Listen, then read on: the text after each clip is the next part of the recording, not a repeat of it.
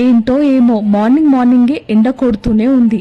నాకు కూడా ఎండకు కొట్టాలన్నంత కోపంగా ఉంది, కానీ నేను కొట్టే దెబ్బ ఎండకు తాకదనే రీజన్తోనే ఆగిపోయా. క్లాస్కి అయితే వచ్చేసిన.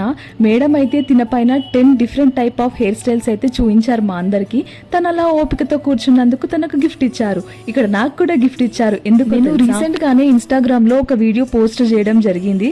అది కూడా ఈ అకాడమీలో నేను నేర్చుకున్న హెయిర్ స్టైల్స్ ని అలా వీడియో ఎడిట్ చేస్తూ అలా ఇన్స్టాగ్రామ్లో పోస్ట్ చేశాను కదా.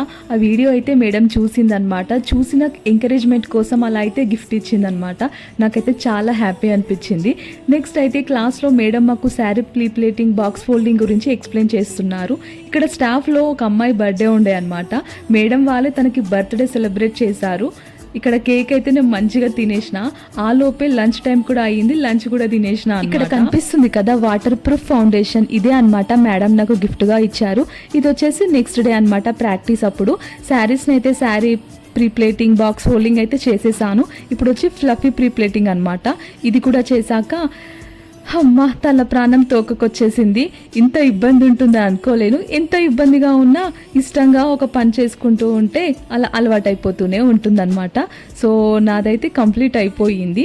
సో అలా ఫస్ట్ టైం కాబట్టి కొన్ని మిస్టేక్స్ ఉంటాయి. మెల్లమెల్లగా అన్ని నేర్చుకుంటూ ఉండాలి.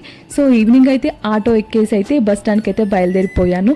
మళ్ళీ ఇక్కడ నుంచి బస్ స్టాండ్ నుంచి 2 hours పాటు మా ఇంటికి వెళ్ళాలి.